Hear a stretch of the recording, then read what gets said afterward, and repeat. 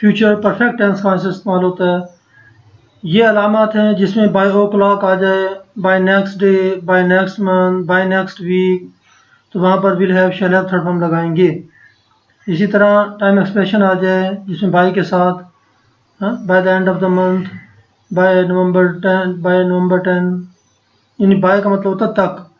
तो ऐसी सूरतों में हम will have shall have third form लगाएंगे। या कंडीशनल फिगर हो जाए, इफ के बाद फर्स्ट फॉर्म और दूसरे हिस्से में विल हैव शैल हैव और थर्ड फॉर्म लगाएंगे। Exercise number 6, she finish her work before the guest arrive.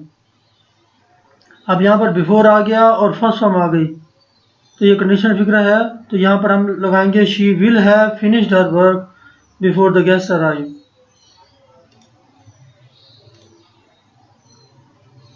She will have finished her work before the guest arrive.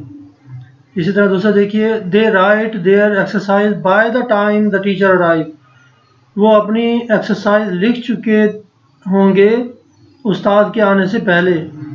यानी इसमें बाय जो है ना वो तक को बता रहा है कि उस्ताद के आने के वक्त से पहले तक वो एक्सरसाइज लिख चुके होंगे। तो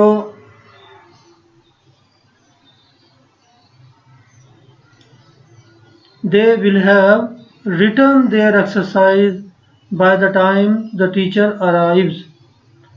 She returned from the tour of Europe by the middle of December next. वो वापस आ चुकी होगी यूरोप के टूर से बाय माने तक, द मिडल दिसंबर ऑफ, अगले दिसंबर के मिडल तक वो यूरोप के टूर से वापस आ चुकी होगी। तो she will have returned from the tour of Europe by the middle of December next. Number 4, the farmer reaped the harvest before the rain.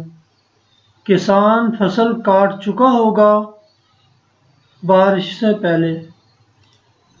तो the farmer will have reaped the harvest before the rains.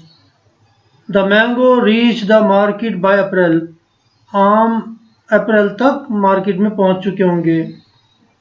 These mangoes will have reached, ये आम पहुंच चुके होंगे market में अप्रैल तक। I read all the novels of Golding by the end of summer vacation. मैं Golding के तमाम नावल गर्मियों की छुट्टियों तक पढ़ चुका हूँगा, एंड तक। I shall have read all the novels of Golding by the end of the summer vacation. Sentence number 7, the meeting end by the time we gathered. The meeting will have ended by the time, by का मतलब होता तक, तो आप इसको ध्यान में रखिएगा। इसके बाद अगर फर्स्ट फॉर्म आए तो समझो पहले हिस्से में will have shall have third form आएगी। I hope it will have stopped raining. मुझे उम्मीद है कि बारिश रुक चुकी होगी।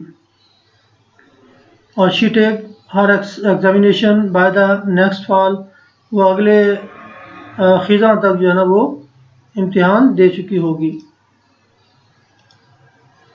They complete their work by tomorrow. वो कल तक काम मुकम्मल कर चुके होंगे। तो they will have completed their work by tomorrow. वो कल तक अपना काम मुकम्मल कर चुके होंगे।